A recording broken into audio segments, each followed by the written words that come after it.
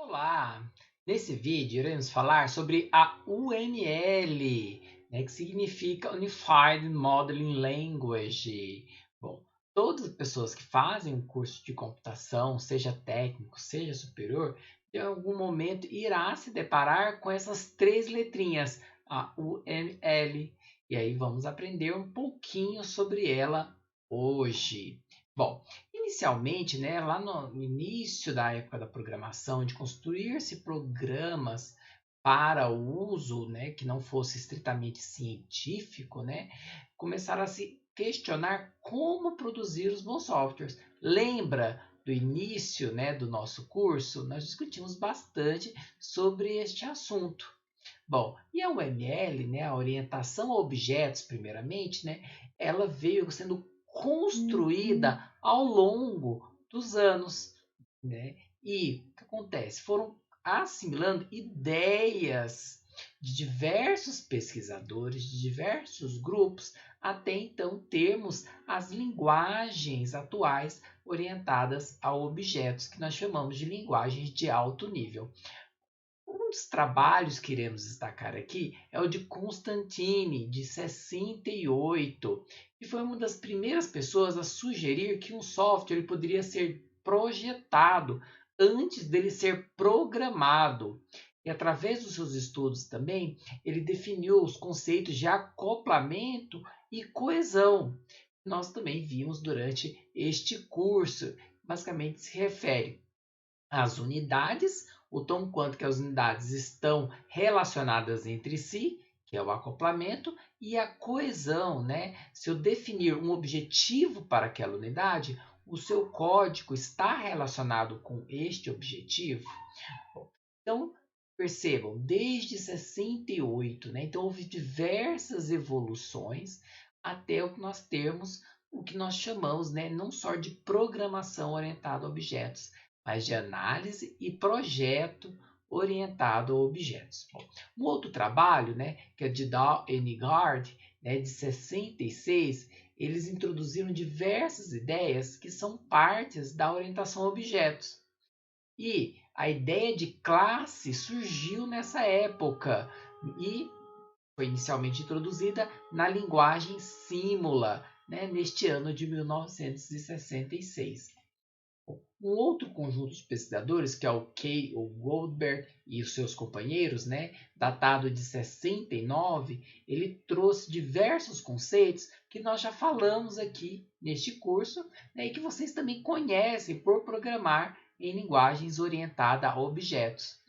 Os conceitos que eles desenvolveram foram a troca de mensagens, significando o quê? Que os objetos eles vão conversar entre si por troca de mensagens, e também o conceito muito conhecido dentro da orientação a objetos, que é a herança.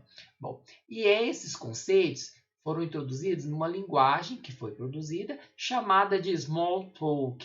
Smalltalk, então, é uma linguagem orientada a objetos muito conhecida entre os pesquisadores, e que ela, se a gente quem conversa sobre ela, fala que ela tem a implementação mais pura da orientação a objetos, Embora ela não seja conhecida no Brasil comercialmente, entre pesquisadores dos conceitos de orientação a objetos, ela é muito conhecida. Dijkstra também, muitas pessoas acabam estudando sobre o trabalho de Dijkstra dentro da computação, porque ele teve uma influência muito grande em diversos aspectos, mas ele também já propunha, na época, algumas ideias para se construir software em camadas de abstração. Então, a gente vai pensando em um conjunto, depois vamos refinando este conjunto, abstraindo e acrescentando códigos, de tal forma que nós vamos ter camadas, e separação semântica entre elas. E da ideia de Dijkstra veio o encapsulamento, esse encapsulamento forte que nós temos dos objetos. Um outro trabalho é da Barbara Liskov, em que ela trabalhou em cima da teoria, a implementação dos tipos abstratos de dados, o ADT em inglês, Abstract Data Type. né, que foi a base para a construção da orientação a objetos. Então, nós vamos criar tipos de dados abstratos que representam o mundo real. E esses tipos abstratos vão ter procedimentos relacionados a eles, além de si dos valores, que então foi trabalhado e se tornou então ali as questões de conceitos de classe. Temos também o trabalho de Parnas, de 72, em que ele apresenta um conjunto de princípios para uma boa construção modular de software. Bom, para vocês fica um pouco complicado entender a construção modular, porque nós já trabalhamos, vocês já tiveram contatos com, desde o início, uma linguagem orientada a objetos. Mas existem outras formas de se produzir software, e uma delas é a procedural, em que eu penso sobre procedimentos e não sobre classes. E a construção modular, ela focava ali nessa questão de como produzir através dos procedimentos. Mas os seus princípios, as suas ideias foram trazidas para a orientação a objetos. O outro trabalho é o de Stroop. Bom, Stroop ele foi um pesquisador, né, que incluiu dentro da linguagem C, ele criou uma variante que é a linguagem C++. Então, ele pegou a linguagem C e inseriu a orientação a objetos nesta linguagem. Bom, a linguagem C++ ela é muito conhecida, né? É uma linguagem rápida devido à sua base na linguagem C, né? Entretanto, tivemos alguns problemas, porque ele foi adaptando uma linguagem C para incluir os princípios da orientação a objetos. E aí ficou um pouco confuso, um pouco difícil de entender. Mas é uma linguagem muito amplamente utilizada e discutida, principalmente com quem vai programar programas que precisam ser rápidos. Bom, e o trabalho aqui que nós vamos discutir um pouco mais vai envolver o Bock, o Jacobson e o Humboldt. Né? São 3 pesquisadores que trabalhavam aí, que trabalham, né? Eles são vivos, eles trabalham nessa questão da produção do software, do desenvolvimento de software, mas pensando no projeto do software. Bom, então são 3 pesquisadores e por trabalharem juntos ali, eles são conhecidos como os 3 amigos. Então, eles são pesquisadores da orientação a objetos, principalmente que trabalhavam em cima do projeto, né? E se juntaram. Cada um inicialmente propunha o seu projeto, a sua forma, a sua semântica de se projetar determinadas partes do software orientado a objetos, e eles se reuniram para criar uma notação para os programas orientados a objetos, que é então conhecida como UML, né? Que é a linguagem de modelagem unificada, ou em inglês Unified Modeling Language. Bom, e por que esse nome, né? Então, eles tinham seus trabalhos individuais, né? E de propostas de como modelar um programa orientado a objetos. Em um determinado momento, eles foram juntar o seu trabalho. Por isso que o nome de Unified, que é unificada. Eles juntaram as ideias que eles tinham. A UML ela é uma linguagem de modelagem gráfica contendo uma forma de expressão visual e semanticamente definida, com o propósito de representar visualmente uma ou mais perspectivas de um sistema. Assim, a UML ela auxilia a gente a desenhar como deve ser o nosso programa, como se fosse uma planta de uma casa. Bom, a UML também ela é independente de linguagem de programação e de processo de desenvolvimento. Então, a UML não vai nos indicar como devemos fazer um software. Ela vai indicar como formas que podem ser utilizadas para representar um software em diversos estágios do desenvolvimento. Assim, ela é uma forma de comunicar uma ideia. Bom, a UML ela tem várias versões. A UML, a versão 1, continha os diagramas de atividades, casos de uso, classe, objeto, sequência, colaboração, estado, componentes e implantação. E ao longo do seu processo de evolução, foram adicionando outros diagramas.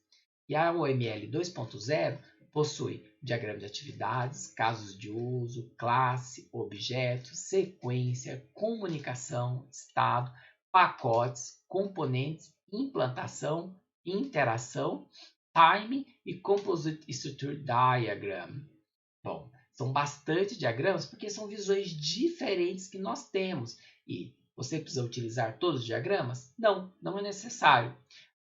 Por isso mesmo, durante a disciplina, nós focamos em 3 diagramas. Então, você aqui nesse momento já conhece os 3 diagramas da UML, que eu falei os nomes aqui, que são os diagramas de caso de uso, classe e sequência. Os diagramas que aprendemos a interpretar, a verificar erros e construí-los, eles são diagramas da UML e vão nos ajudar a projetar, especificar um software que será programado pela orientação a objetos. Bom, então, neste vídeo, embora a palavra UML seja nova para vocês, os seus diagramas não são, vocês já o conhecem. Então, os diagramas que nós aprendemos durante esse curso são os diagramas da UML. A UML, então, ela foi evoluindo ao longo do tempo. Veja, eu falei sobre alguns diagramas que foram surgindo, né? E como é que ela aconteceu? Bom, então, inicialmente, cada um dos 3 amigos, eles tinham a sua proposta de modelagem de programas orientado a objetos. E também tinha outros métodos muito conhecidos ali que estavam em discussão entre os pesquisadores. Bom, e à medida que eles foram se encontrando, eles foram construindo versões, melhorando as suas, até um determinado momento eles falaram, olha, nossos modelos estão parecidos, né? Estamos basicamente tendo as mesmas ideias, vamos juntar as nossas modelagens? E então surgiu a Unified Method em 0.8, ali por volta de 1995. Bom, e ali eles estavam propondo um método, então vai além de uma linguagem de especificação, mas forma de como desenvolver. Aí eles falaram, opa, vamos pensar somente na linguagem, porque o método varia muito conforme o sistema, conforme o propósito, conforme o contexto. E então eles começaram a trabalhar especificamente na linguagem de especificação. E então criaram a UML, né? E a primeira versão lançada lá por volta de 96 foi a 0.9. E depois de um processo de maturação, de conversas entre eles, né, juntando a proposta dos 3, gerou a UML 1.0. E ela vem então desde 97, vem evoluindo, né, mas mantendo basicamente os seus diagramas básicos, como nós discutimos aqui, né, caso de uso, classes, sequências, né, com os propósitos em si, com as mesmas simbologias, mas acrescentando novos diagramas ou novos elementos para representar a complexidade que é um sistema orientado a objetos. Então, nós estamos falando um pouquinho de modelagem de sistemas, né? A modelagem de sistema de software consiste na utilização de notações gráficas e textuais, que foram as notações que nós aprendemos nesse último bimestre, nesse último semestre, nesse segundo semestre, né? Notações gráficas e textuais, cujo objetivo é construir modelos que representam as partes essenciais de um sistema, considerando-se diversas perspectivas diferentes e complementares. Então, por exemplo, aprendemos os casos de uso como uma forma de expor as funcionalidades, o que o sistema deve fazer. Né? O diagrama de classe para compreender quais são as entidades, né? E o relacionamento entre essas entidades. E os diagramas de sequência para entender como que os objetos, né, que são instâncias das classes, eles colaboram entre si para a execução de uma determinada funcionalidade. E foi expressa através do casos de uso. Então, esses 3 diagramas, eles estão relacionados. Bom, e por que nós devemos modelar sistemas? Né? Primeiro, gerenciar a complexidade. Depois, a comunicação entre as pessoas. Depois, a redução no custo de desenvolvimento e também predição de comportamento futuro do sistema. Essas são as principais razões para a gente modelar um determinado sistema. Nós quebramos, então, lembrando lá dos inícios dos nossos vídeos, né? Nós quebramos um problema grande em problemas menores. Então, aí nós estamos gerenciando a complexidade e focamos a atenção individualmente em cada problema menor. O diagrama, por meio de um diagrama, nós conseguimos elaborar a ideia de como o software deve ser codificado, como o código do software deve ter, e passando o diagrama para uma outra pessoa, ela compreende como deve ser feito aquele software.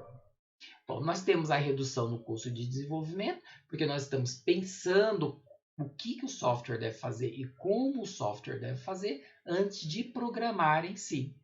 Né? E, por meio dessa análise dos modelos, nós podemos dizer como vai ser o comportamento do sistema. Então, resgatando quais foram os diagramas que nós aprendemos nesse curso.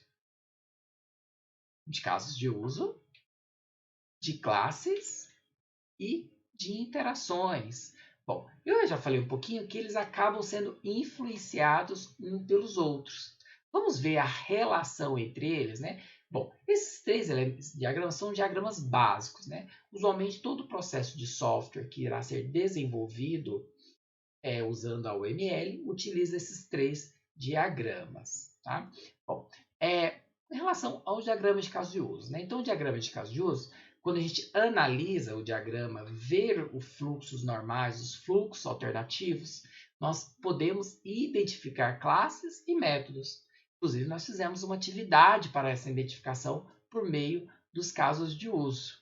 Bom, então, por meio da leitura dos casos de uso, da descrição dos casos de uso, nós conseguimos identificar classes e métodos. Bom, e por meio dos casos de uso também, é possível nós construirmos os diagramas, né, os diagramas de sequência. Inclusive, nós também fizemos uma atividade parecida com essa. Né? Então, a gente viu que cada caso de uso ele vai ter um diagrama de sequência associado que vai mostrar que como os objetos do nosso sistema eles trocam mensagem, colaboram entre si para que aquela funcionalidade exposta no caso de uso seja então realizada dentro do sistema.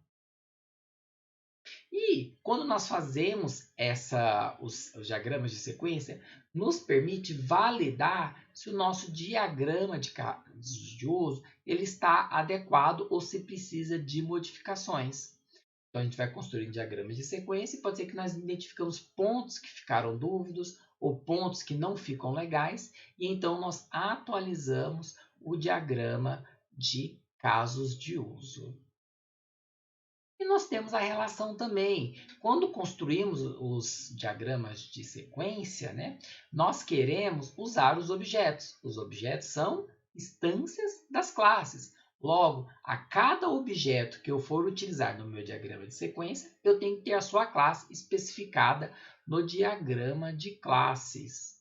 Bom, e quando eu vou utilizando os objetos no diagrama de sequência, eu vou identificando e validando responsabilidade das classes, ou seja, o que a classe tem que fazer, né?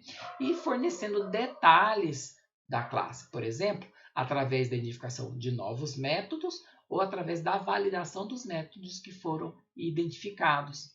E também a relação entre os objetos. Então, quando eu tenho no meu diagrama de sequência a relação um objeto mandando mensagem para o outro objeto, significa, então, que no diagrama de classe eu tenho que ter uma associação entre as classes. Então, é por isso que nós aprendemos esses três diagramas da UML. Né? Bom, você não sabia que era esse o nome, né? Que elas compunham essa linguagem de modelagem. Agora vocês estão cientes e também compreenderam qual é a relação entre esses três diagramas.